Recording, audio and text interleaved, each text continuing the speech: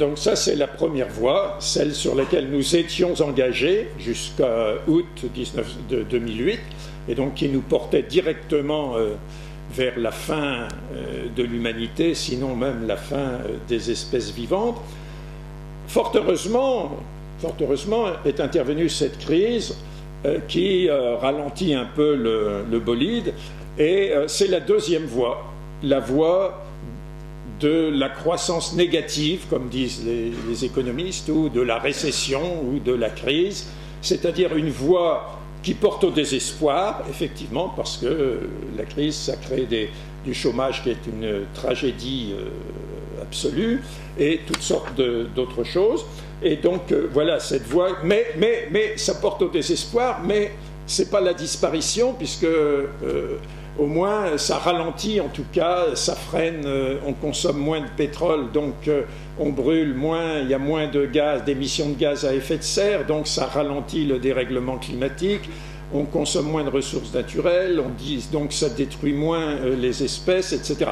Donc c'est une voie désespérante, mais voilà. Alors Woody Allen nous propose le choix donc entre disparaître ou désespérer.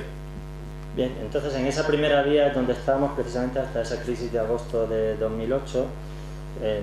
en esa vía que nos podía llevar al fin de la humanidad o incluso, como decía, al final, a la desaparición de todas las especies vivas. Y yo creo que afortunadamente se puede decir que la crisis de agosto de 2008 lo que hace es frenar ese tren que iba a toda velocidad y nos lleva a esa otra vía, la segunda vía, que sería la del crecimiento negativo o la de la recesión o la de la crisis, que efectivamente, pues según decía Woody Allen, nos lleva a la desesperanza porque tiene efectos dramáticos, como son el aumento del paro, que es una tragedia, y otros muchos efectos negativos. Ahora bien, esa desesperanza no nos lleva a la desaparición. Al mismo tiempo, este menor crecimiento está llevando consigo un menor consumo de petróleo, un menor consumo de gas y por tanto una reducción de la contaminación que provoca el efecto invernadero y una disminución del ritmo de destrucción de especies que conocíamos hasta ahora. Por tanto, es una vía hacia la desesperanza, pero que quizá también abre cosas positivas. Eh bien, la décroissance dont je suis venu vous parler ce soir, c'est une troisième voie auquel Woody Allen n'a pas pensé, mais il est très excusable, parce que tous les responsables, le club qui gouverne le monde, qui s'appelle le World Business Council for Sustainable Development, qui regroupe toutes les firmes transnationales, il n'y a pas du tout pensé, mais les gouvernants, tous nos gouvernants de droite et même de gauche n'y ont pas pensé non plus et ne veulent pas en entendre parler. Donc, mais c'est une voie, c'est la seule, probablement, la voie d'une société de sobriété choisie, la seule qui permette à la fois une issue sereine à cette double impasse. Bien, entonces habría una tercera vía frente a esas dos en las que, bueno, esas dos que había citado Woody Allen, una tercera vía en la que él no había caído, pero es algo que se puede disculpar perfectamente, puesto que no es el único que no había reparado que hubiera una tercera vía. Tampoco instituciones como el Consejo Mundial para el Desarrollo Sostenible había pensado en una tercera posibilidad, tampoco habían pensado en esa posibilidad los gobiernos ni de izquierda ni de derechas, ni han pensado ni quieren pensar en ella, y sería la sociedad que nos llevaría, o la vía que nos llevaría a una sociedad que podríamos llamar la sociedad de la sobriedad, o de, digamos, sí, la sobriedad elegida, ¿no? Sería la que nos daría una salida serena, en todo caso, a la crisis. Pour comprendre cette troisième voie, pour comprendre ce que peut être le projet d'une société de décroissance, il est indispensable de revenir parcourir les deux autres voies, c'est-à-dire la voie qui nous mène à la disparition et la voie qui mène au désespoir, pour bien comprendre comment il est possible, comment on est entré dans cette situation et comment il serait possible d'en sortir. Para comprender esta tercera vía, que sería la vía del decrecimiento, es bueno recorrer dónde nos llevarían hipotéticamente las otras dos, la vía que nos lleva a la desaparición y la vía que nos lleva a la desesperanza, para ver cómo se ha generado esta crisis y cómo se puede salir. Alors la première voie, donc, c'est la voie d'une société de croissance. J'appelle société de croissance une société, la nôtre, qui s'est laissée phagocyter, dominer, absorber au fil du temps par une économie de croissance, c'est-à-dire une économie qui n'a pour seul objectif que la croissance. Faire croître toujours plus la production, mais pour justifier la croissance de la production, faire croître toujours plus la consommation et en conséquence faire croître toujours plus la destruction et la production de déchets. Entonces esa primera vía, la vía de la sociedad del crecimiento, pues nos ha llevado a dejarnos fagocitar a lo largo del tiempo por una economía cuyo único objetivo era precisamente el crecimiento económico, un crecimiento continuado cada vez más de la producción, pero al mismo tiempo un crecimiento también continuado de la destrucción, de la contaminación. Pour comprendre cette parenthèse historique, que, avec un peu de recul de temps, sera la croissance occidentale, il faut revisiter l'histoire, remettre en quelque sorte les pendules à l'heure, dégonfler la bulle spéculative, dirais-je, du grand récit mythique, historique, triomphaliste que l'on nous enseigne, qu'on nous a enseigné, que l'on m'a enseigné, qu'on vous a enseigné, qu'on continue à enseigner à nos enfants, de la révolution industrielle et de la croissance occidentale. Entonces, para comprender lo que con el tiempo se acabará viendo como un paréntesis histórico, que es esa sociedad del crecimiento, hay que volver a estudiar un poco la historia y de alguna forma hay que desinflar otra burbuja especulativa, que es la burbuja especulativa del discurso triunfalista que a ustedes les han enseñado, a nosotros nos han enseñado a todos desde pequeñitos, que era la visión triunfalista del crecimiento y de la revolución industrial. On pourrait partir de 1492, qui est une date doublement emblématique, à la fois par la prise de Grenade et la découverte de l'Amérique. Mais bon, ne remontons pas si loin, contentons-nous d'aller au XVIIIe siècle, à l'époque d'un personnage non moins emblématique, Adam Smith. On peut faire partir la croissance occidentale de ce que j'appellerais le songe ou l'utopie d'Adam Smith, 1776, lors de la parution de l'essai sur la richesse des nations. Entonces podríamos remontarnos para hacer este repaso histórico del que hablaba a 1492, fecha emblemática a la vez por la caída de Granada y por la llegada de los europeos a América, pero quizá no sea necesario remontarnos tanto y podríamos partir simplemente del siglo XVIII y de la figura de Adam Smith para intentar ver cómo se ha ido creando este modelo de sociedad de crecimiento, y el punto de partida en ese sentido útil podría ser la publicación en 1777 de su libro Ensayo de la riqueza de las naciones. Alors Adam Smith est doublement emblématique parce qu'il représente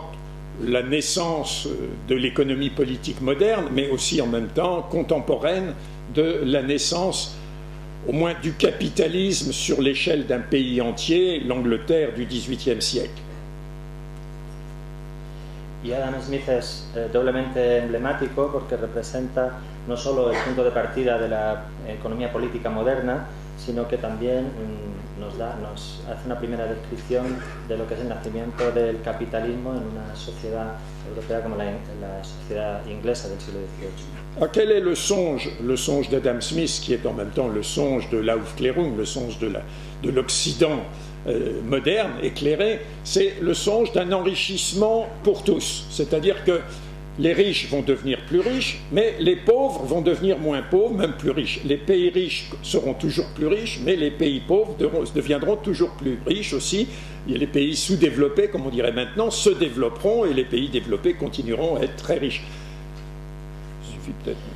Entonces, ¿cuál sería el sueño que se planteaba Adam Smith? Pues el sueño de Adam Smith es también el de la ilustración que da paso a la sociedad occidental moderna. Es un sueño que consiste en decir que con ese modelo que se estaba generando en ese momento, no solo los ricos iban a ser cada vez más ricos, sino que los pobres poco a poco serían menos pobres también, y que los países desarrollados se desarrollarían más y los menos desarrollados poco a poco irían desarrollándose también. Ce message d'Adam Smith, les économistes l'ont formalisé, l'ont modélisé, il est à la base du discours du Fonds monétaire international, de la Banque mondiale, des experts du développement, sous le nom souvent un peu prétentieux de trickle-down effect, c'est-à-dire d'effet de percolation, c'est-à-dire on utilise d'ailleurs toutes sortes de métaphores, la métaphore de la marée quand la mer monte, les gros bateaux montent, mais les petits aussi, donc tout le monde se porte mieux, c'est le mythe de la croissance et de l'enrichissement et du bonheur. Bien, este mensaje de Adam Smith lo van a retomar después los economistas modernos y las instituciones que han ido marcando la pauta de la economía, como el Fondo Monetario Internacional o el Banco Mundial, con un efecto que consiste un poco en destilar esas ideas a través de toda la sociedad, y se utilizan metáforas de todo tipo, como la metáfora de la marea, que nos viene a decir que cuando la marea sube, pues suben tanto los barcos grandes como los barcos pequeños, y de esa manera se construye lo que sería el mito del desarrollo, del crecimiento. Alors, c'est un mythe à l'époque d'Adam Smith, c'est un rêve, c'est une utopie. Il y a des gens qui deviennent plus riches, oui. La bourgeoisie anglaise, dans une certaine mesure aussi la bourgeoisie française, la bourgeoisie occidentale en général, les capitalistes deviennent beaucoup plus riches, hein. Mais en revanche, les paysans, eux, deviennent beaucoup plus pauvres. Ils sont prolétarisés, chassés de leurs terres. Les artisans deviennent beaucoup plus pauvres. Ils sont obligés de mettre la clé sur la porte. Et je ne parle pas des artisans indiens, dont Marx nous dit que les ossements blanchissaient les plaines du Gange, hein, et qui sont totalement ruinés par cet enrichissement, par cet début de industrialisation et développement capitaliste anglais. Bien, entonces esto era un sueño, era una especie de utopía en la época de Adam Smith, y lo que vimos en realidad fue que los ricos, sobre todo en Inglaterra, pero se podría decir algo parecido sobre los ricos franceses o de la sociedad occidental en general, sí es verdad que se fueron haciendo cada vez más ricos, sin embargo, pues los campesinos se fueron haciendo más pobres, los trabajadores pues vivieron una crisis detrás de otra, y hasta los artesanos de la India, a los que se refería Marx diciendo que sus camisas llegaban a blanquear las aguas del Ganges, pues también sufrieron un empobrecimiento tremendo debido a la révolution industrielle en Inglaterra. Mais il arrive que les utopies, les rêves deviennent réalité. J'espère que ça sera le cas pour la décroissance. Et effectivement, le rêve d'Adam Smith, après un siècle, donc vers 1850, a commencé à prendre consistance lorsque l'Occident a découvert, lorsque le capitalisme s'est converti en quelque sorte dans ce que l'on appelle un système thermo-industriel, c'est-à-dire reposant sur le feu, sur la force du feu, sur l'énergie, hein, d'abord le charbon, hein, et puis ensuite ça sera le pétrole, c'est-à-dire lorsqu'il a découvert le miracle d'un don de Dieu, d'une source d'énergie qu'il pensait inépuisable et d'une puissance absolument fantastique qui a permis la machine à vapeur, puis le moteur à explosion, et qui donne une impulsion telle à l'économie que cette fois, effectivement, on produit tellement que même les pauvres anglais en tout cas, deviennent nettement plus riches, en tout cas ils consomment beaucoup plus. Sin embargo, después de esa primera fase de la expansión del capitalismo que produjo los efectos que comentaba, sí que es verdad que a veces ocurre que los sueños acaban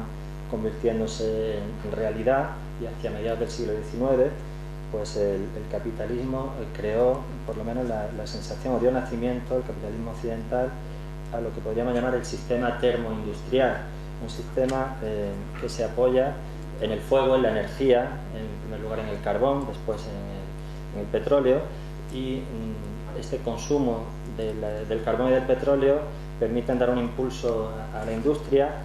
que genera una especie de efecto milagroso en el que vemos cómo encontramos inventos, se llega a inventos como la máquina de vapor o el motor de explosión, que hacen que aumente mucho la producción y que parte del sueño de Adam Smith aparentemente, o la práctica incluso se empezará a cumplir, porque efectivamente los pobres, al menos en Occidente, eran un poco menos pobres, los obreros empezaban a poder ser consumidores, y debido a la explosión de la producción que con este apoyo en la fuente de energía se había podido conseguir.